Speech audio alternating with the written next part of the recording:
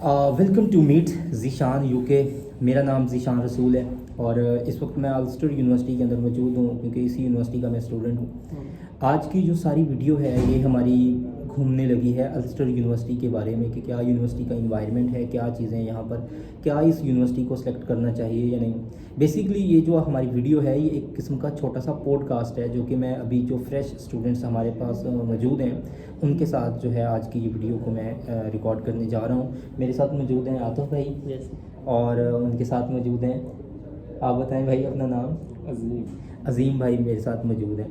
ठीक है, तो सबसे पहले तो क्वेश्चनिंग स्टार्ट करते हैं आतिफ से कि आतिफ यूनिवर्सिटी के बारे में बताओ, अल्स्टर कैसी लगी है। यूनिवर्सिटी हमारी बेसिकली ना ये इसके दो तरह के यहाँ पे सीन है। इसके कुछ पॉजिटिव व्यूज़ हैं और कुछ नेगेटिव व्यूज़ हैं। पॉजिटिव व्यूज़ पर हम पहले बात कर लेते हैं। तो इसमें पॉजिटिव व्यू ये है कि ये बर्मिंघम सिटी यूनिवर्सिटीज़ और दूसरी बाकी यूनिवर्सिटीज़ हैं उनकी निस्बत इसकी जो हमें मेन एज मिलता है वो फ़ीस का है। फ़ीस इसमें हमें सबसे जो बर्मिंघम में यूके में जो फ़ीस है ना सबसे कम है इसकी।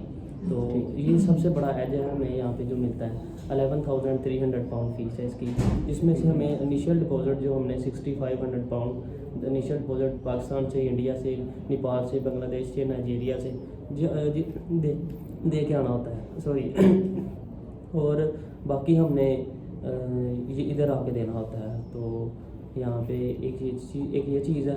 दूसरा ये कि यहाँ पे माहौल फ्रेंडली है। टीचर्स के साथ जो हमारी डिस्कशन होती है वो एज अ फ्रेंडली होती है, तो हमें प्रॉपर गाइड करते हैं। तो लाइब्रेरी भी है, हर चीज़ है यहाँ पे, कैफेटेरिया है, तो बेहतरीन माहौल है यहाँ का। अच्छा अज़ीम, आप क्या बोलेंगे अल्स्टर यूनिवर्सिटी के बारे में कि इसकी जो अभी इंटेक आएगी 2025 की मई इंटेक आनी है, फिर सितंबर इंटेक है और उसके बाद फिर जनवरी इंटेक 2026 है, क्या स्टूडेंट्स को मज़ीद इस यूनिवर्सिटी को सिलेक्ट करना चाहिए या नहीं? आपका क्या ख्याल है? जी बिल्कुल करना चाहिए। किस पर्सपेक्टिव के अंदर आप देखते हैं कि अल्स्टर यूनिवर्सिटी जो है वो वाकई ही ये इस क्राइटेरिया के अंदर आती है कि स्टूडेंट को ये आसानियाँ दे रही है और इसके अंदर आना चाहिए? जैसे आतिफ भाई ने बताया, फ़ी का बहुत बड़ा एज है। ठीक है। अच्छा, सबसे बड़ा एज जो हमें लगा अभी तक अल्स्टर यूनिवर्सिटी के बारे में वो ये है कि यहाँ पे फ़ीस बहुत कम है। फ़ीस कम होने का मकसद ये है कि जितनी भी बाकी यूनिवर्सिटीज़ हैं सराउंडिंग में उनकी जो फ़ीस है आफ्टर द स्कॉलरशिप वो बनती है 14,000, 15,000, 16,000 पाउंड। लेकिन अल्स्टर यूनिवर्सिटी जो है वो एक ऐसी यूनिवर्सिटी है जिसकी जो फ़ी है आफ्टर द स्कॉलरशिप वो 11,300 बनेगी।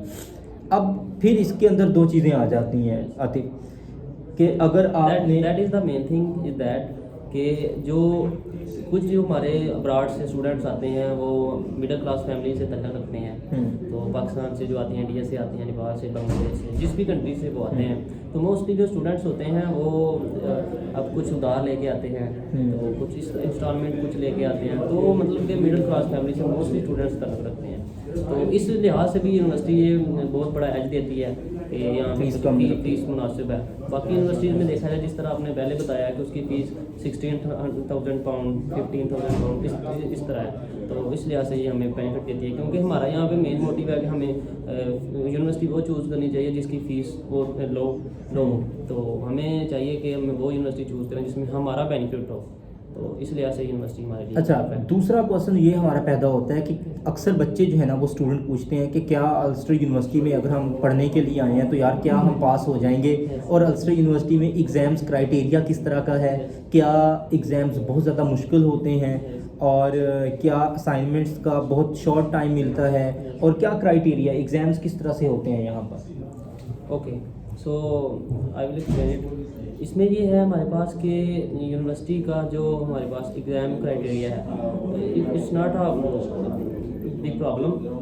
इसमें हमें ये सीन होता है कि हमारी 70% से जो असाइनमेंट बेस होता है और 30% हमारा प्रेजेंटेशन बेस होता है। तो हमने प्रेजेंटेशंस देनी होती हैं और साथ असाइनमेंटें तैयार करनी होती हैं, हमने बनानी होती हैं खुद से। तो it's not a big problem. और कुछ सब्जेक्ट के MCQs टाइप। यस। अच्छा अजीम, प्रेजेंटेशन के हवाले से अजीम आप क्या बोलेंगे कि क्या शुरू के अंदर जैसे पाकिस्तान से बच्चे आ रहे हैं, इंडिया से आ रहे हैं, नेपाल से आ रहे हैं, तो उन्होंने कभी बोर्ड पर जाकर कभी बोला ही कुछ नहीं ना, कभी उनको एक थोड़ा सा कन्फ्यूजन है, तो क्या जो टीचर्स हैं वो इस मामले के अंदर वो थोड़ा सा कोई रिलैक्सेशन देते हैं बच्चों को प्रेजेंटेशन के हवाले से, या बहुत ज़्यादा सख्ती होती है? नहीं, वो पहले मॉक प्रेजेंटेशन देते हैं ना जो टीचर्स होते हैं, तो बंदा यूज टू हो जाता है, इतना बड़ा इशू नहीं है। अच्छा, और प्रेजेंटेशन की एक और बात भी अच्छी यहाँ पर यह है कि एक ऐसा नहीं है कि आपके सर के ऊपर एक तलवार रखी हो जी, प्रेजेंटेशन बहुत ही अच्छी होनी चाहिए या बहुत ही ऊपर लेवल पे जाके। ये असल में एक स्किल डेवलपमेंट है कि आपकी कम्युनिकेशन स्किल्स को इम्प्रूव करने की यहाँ पर कोशिश की जा रही है, which is a very good initiative. हमने फ़ीस को डिस्कस कर लिया, हमने इनके एग्ज़ाम्स के क्राइटेरिया को डिस्कस कर लिया कि यहाँ पर एग्ज़ाम्स का जो क्राइटेरिया है वो बहुत ज़्यादा टफ नहीं है बाकी यूनिवर्सिटीज़ की निस्बत, क्योंकि यहाँ पर असाइनमेंट मॉड्यूल है, प्रेजेंटेशन मॉड्यूल है और फिर आपकी अटेंडेंस है। Yes. हाँ, ये जो बात है अटेंडेंस वाली, अब कुछ बच्चे इसको नेगेटिव पॉइंट ऑफ व्यू में लेके आते हैं और कुछ बच्चे इसको पॉजिटिव व्यू के अंदर लेके आते हैं। तो आतिफ, आप इसको किस सेंस में लेके जाओगे अटेंडेंस के बारे में? अटेंडेंस का इसका ये है कि हमें ना जो हमारा एक सेमेस्टर होता है उसमें हमें 2 वीक्स छुट्टियाँ अलाउ होती हैं। ठीक है। तो इसमें हमारे पास ये 4 दिन बन जाते हैं, एक वीक में हमारी 2 क्लासेस होती हैं। ठीक है। तो ये है कि अटेंडेंस को थोड़ी सी यूनिवर्सिटी स्टैंडर्ड्स के मामले में स्ट्रिक्ट है। ये नहीं, बाकी यूनिवर्सिटीज़ भी हैं जो BCU है, दूसरी यूनिवर्सिटीज़ हैं, सब भी अटेंडेंस के मामले में थोड़ी सी स्ट्रिक्ट है। तो अटेंडेंस का ऑलमोस्ट सब यूनिवर्सिटीज़ का सेम क्राइटेरिया है। अच्छा, अल्स्टर यूनिवर्सिटी में जो आम बाकी अगर आप कुछ यूनिवर्सिटीज़ को देखें जिनकी फ़ीस 16-17 हज़ार है, वहाँ पर कार्ड प्ले हो जाते हैं, मतलब आपने जाके अपना कार्ड टैप करना होता है और आपकी अटेंडेंस मार्क हो जाएगी। लेकिन अल्स्टर यूनिवर्सिटी के अंदर जो अटेंडेंस है वो ये कहते हैं कि फिजिकली बच्चा क्लास में मौजूद हो, वो टीचर आपका नाम बोलेगा और आपने उसके बाद उसको यस सर बोलना होगा। अब कुछ बच्चे जो कि यहाँ पर आके सिर्फ काम ही करना चाह रहे होते हैं और वो जो ऑड वर्क्स हैं वो ऑड जो वेजेस पर काम कर रहे होते हैं, कैश इन हैंड पर या बाकी जो काम कर रहे होते हैं, वो बच्चे असल में फिर कहते हैं कि यार यूनिवर्सिटी जो है ना ये एक स्यापा है, यूनिवर्सिटी पता नहीं कब एंड होगी तो हमारी जान छूटेगी।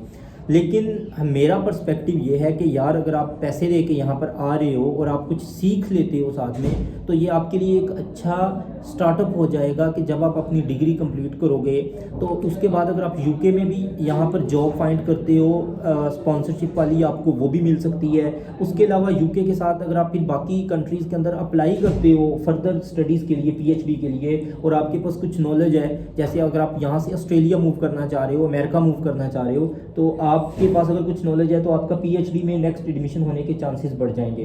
फिर दूसरी बात यह है कि यहाँ से जो आपकी एजुकेशन की डिग्री जो ले रहे हो वो मैनेजमेंट की है, बिजनेस की है, डाटा एनालिटिक्स की है, वट एवर आपकी जो भी डिग्री है, उस डिग्री की जो गल्फ़ कंट्रीज़ हैं वहाँ पर बड़ी अच्छी डिमांड है। तो आप अगर पैसे लगा के यहाँ पे आ ही रहे हो तो भाई थोड़ा सा कुछ ना कुछ सीख लो, 2 दिन हफ्ते में निकाल लो।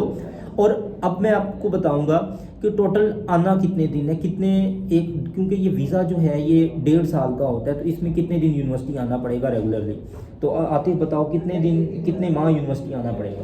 तो इसमें हमारे पास ये है कि हमें एक वीक में 2 दिन आना पड़ता है। तो हमारे पास 12 वीक होते हैं, तो 12 वीक में हमने समझे कि 2 दिन आना है। एक सेमेस्टर के अंदर 12 वीक्स हैं। यस। तो उसके अंदर हमें अगर आप 10 वीक्स रेगुलर भी आ जाते हैं और एंड वाले 2 वीक्स छोड़ भी देते हैं तो आपकी अटेंडेंस ख़राब नहीं होगी, क्योंकि हमें 2 वीक की रिलैक्सेशन होती है। 2 वीक्स की रिलैक्सेशन होती है। और टोटल यहाँ पर 3 सेमेस्टर्स हैं।